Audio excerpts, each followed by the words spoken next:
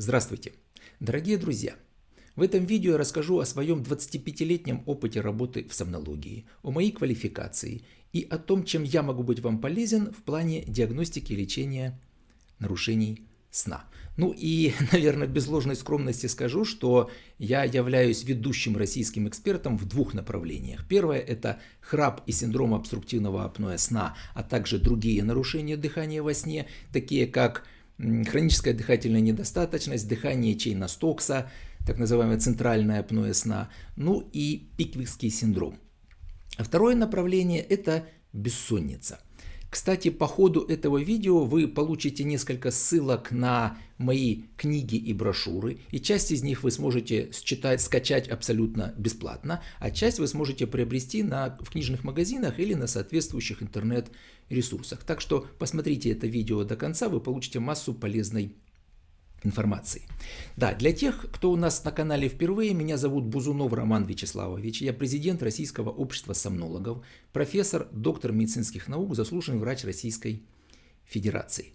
Ну и если вам в принципе интересна тема сомнологии, то поставьте, пожалуйста, лайк, подпишитесь на мой канал и не забудьте кликнуть на колокольчик, чтобы не проспать мои самые новые и самые интересные видео. Ну и я начну, наверное, с того, что в 2020 год я как раз отметил 25 лет практики в области сомнологии, передо мной стоит достаточно сложная задача. Если в рамках 12, может быть 14 минут ролика рассказать итог моей 25-летней работы, то есть получится в среднем 2 года, минута или что-то около этого.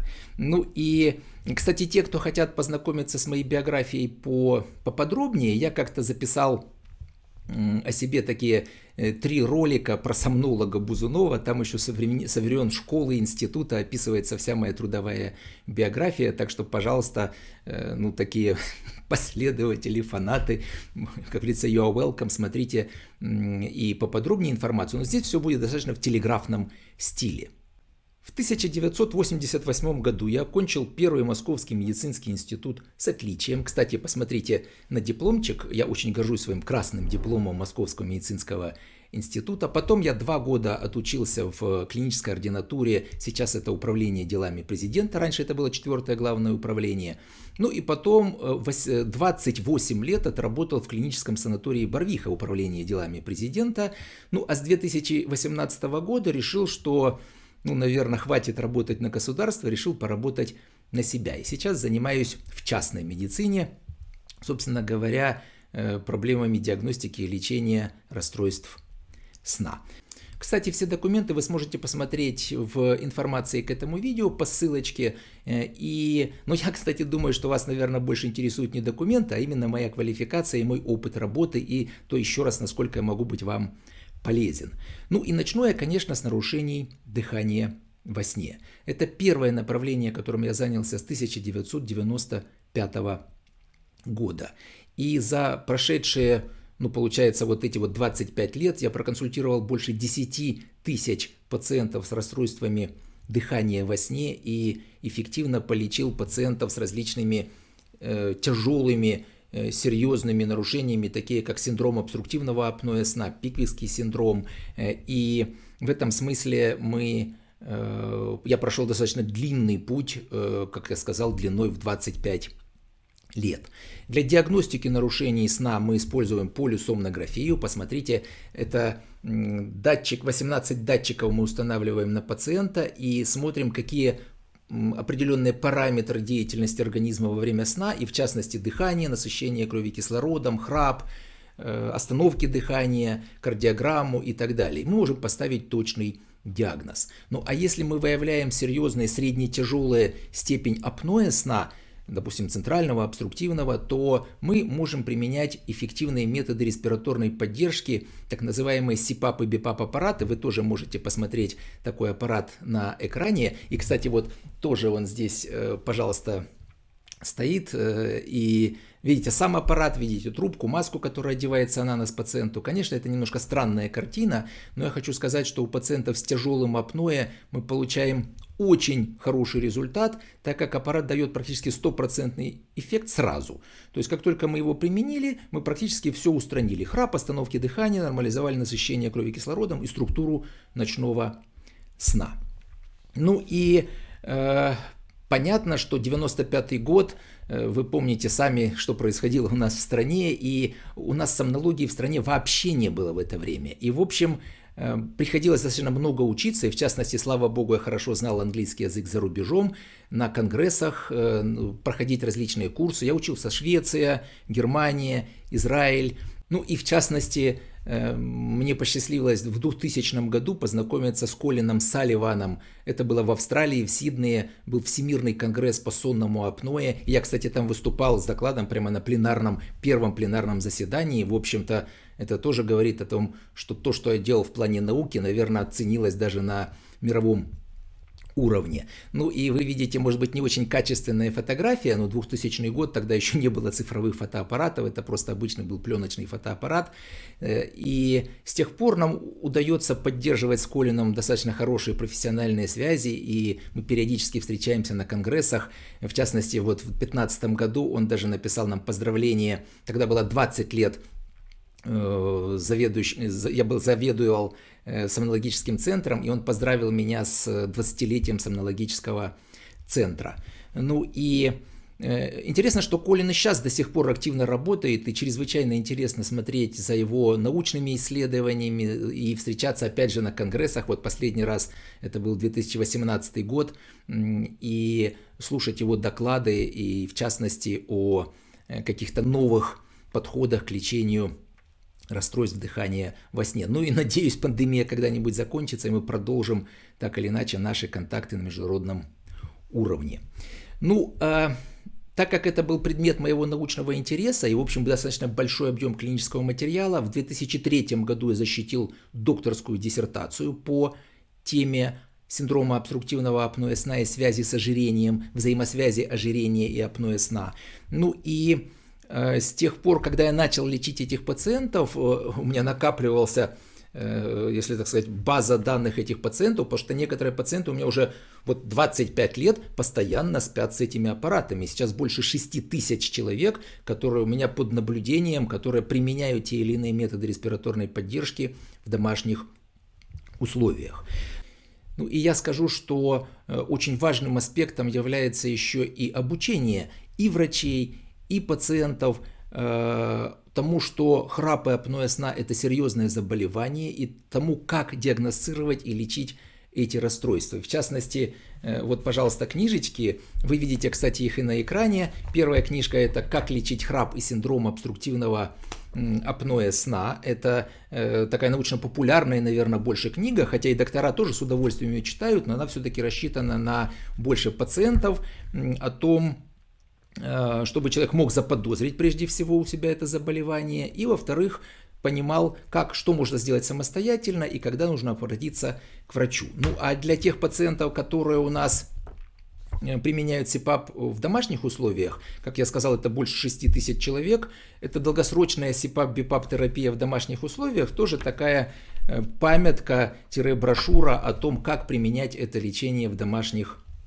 условиях. Мы, кстати, реализуем такую очень эффективную программу «Шанс». Вы помните, моя диссертация была посвящена сочетанию апноэ сна и ожирения. Так вот, если мы эффективно лечим апноэ, то у человека создаются предпосылки снижения массы тела.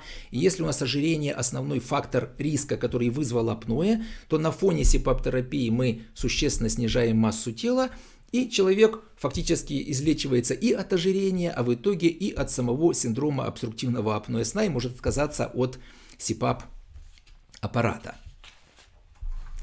Ну, а вот вы, кстати, видите здесь на экране фото. Это реальный пациент с интервалом в 7 лет, который пришел к нам с тяжелейшим синдромом обструктивного апноэ сна. Дальше мы его эффективно компенсировали СИПАПом. Он вышел от нас, и когда он спал с аппаратом, это было уже полностью нормальное дыхание, но на этом фоне мы реализовывали комплексную программу лечения и ожирения, и сердечно-сосудистых всевозможных рисков. И если я вспоминаю, когда он к нам пришел, он на 2-й этаж поднимался с одышкой и остановкой, а когда вот спустя 7 лет это произошло, он 3 километра в день там ходил, бегал на беговой дорожке. То есть вот так мы можем эффективно коррегировать синдром обструктивного апноэ сна и ожирение, которое, собственно, с одной стороны фактор риска апноэ сна, а с другой стороны апноэ сна дальше способствует прогрессированию ожирения.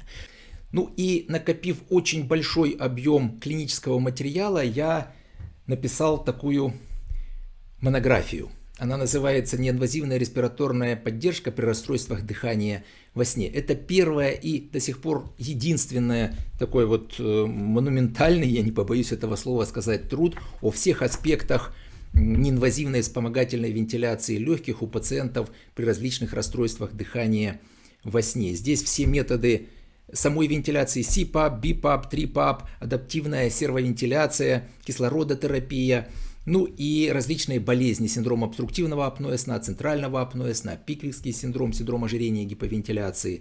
И, в общем-то, на самом деле это такой очень серьезный труд, которым я реально горжусь. Ну и, наверное, я вас убедил, что у меня достаточно высокая квалификация в области диагностики и лечения нарушений дыхания во сне. Так что, если у вас есть храп и указания на остановке дыхания во сне, если этим страдают ваши родственники, друзья или знакомые, пожалуйста, обращайтесь. Я могу вас обследовать, поставить точный диагноз и эффективно вас полечить.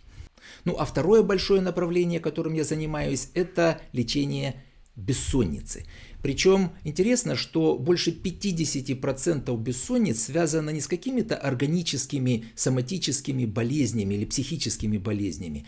Они связаны с нарушением образа жизни, гигиены сна или гигиены спальни. И фактически первое, с чего я начинаю, это не таблетки, это не какие-то серьезные методы лечения, это нормализация, еще раз, образа жизни, гигиены спальни, гигиены сна. Ну, это все объединено под таким названием Sleep Wellness.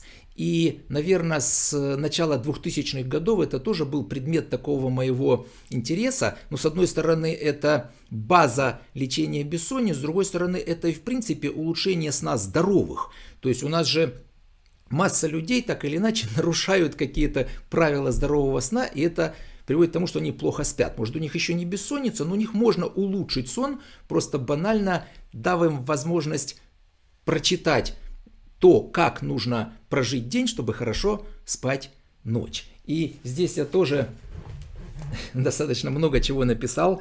И вот вы тоже видите на экранчике 4 издания книги «Советы по здоровому сну», где-то начиная с 2010 года.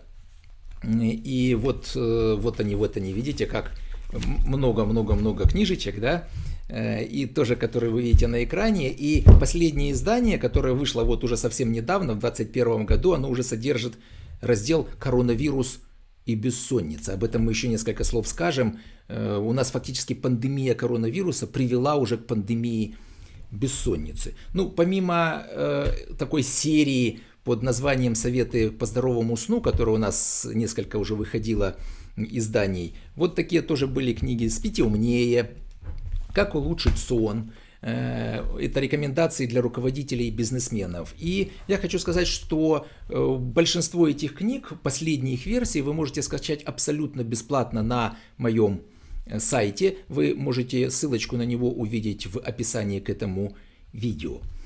Ну а логично, что, занимаясь так или иначе программами улучшения сна, я пришел к тому, что их же можно применять и у пациентов с бессонницей.